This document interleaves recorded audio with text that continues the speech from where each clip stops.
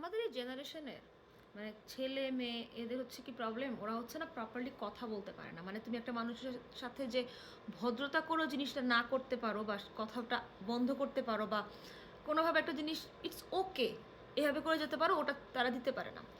যেমন তোমার গার্লফ্রেন্ড এবং ফ্রেন্ড এই দুজনের সাথে তুমি এক্স্যাক্ট ওয়েতে বিহেভ করবে না। ফ্রেন্ডের সাথে তুমি এমন অনেক উৎপটাং জোক মারতে পারো, অনেক কিছু কথা বলতে পারো যেটা তুমি গার্লফ্রেন্ডের সামনে বলতে পারো না।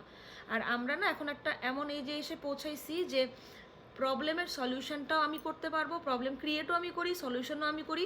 তুমি শুধু তার থেকে শুনবা যখন আমি প্রবলেমটা আমার যে রাগটা এটা শুনবা।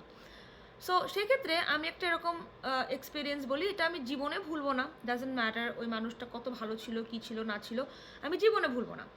আমি একটা শাড়ি কিনে আসছি, খুব সুন্দর দেখে শাড়ি, এবং আমি তা খুশি হয়ে আমি 1 সপ্তাহ ধরে ওয়েট করছি শাড়িটা আসার।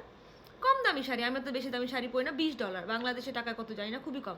এবং এটা যখন আমি তাকে দেখাইছি, তার ফার্স্ট রিয়াকশন ছিল, তুমি কি জাকাতের শাড়ি পরতেছো? তুমি কি চিন্তা করো যে এই কমেন্টটার পরে আমি জীবনে যদি কোনো সুন্দর একটা জিনিস কিনে আমি কোনোদিন তার কাছে যাব? কিংবা আমার যে একটা সেফ প্লেস, যে খুশি হলে একটা অ্যাচিভমেন্ট দেখানো, আমি কি কোনোদিন আর তার কাছে যাব? And yet people gonna be like, ও আমার মেয়েরা এটা, মেয়েরা সেটা, মেয়েরা বুঝি না, মেয়েরা অমুক তমুক। ভাই, তোমাদের কথা বলাটা ঠিক করো, ওটা হচ্ছে বেশি ইম্পর্ট্যান্ট। কথাটাই হচ্ছে আমাদের কাছে বেশি ইম্পর্ট্যান্ট, অ্যাপ্রিসিয়েশনটা ইম্পর্ট্যান্ট, ভদ্রতাটা ইম্পর্ট্যান্ট, রেসপেক্টটা ইম্পর্ট্যান্ট।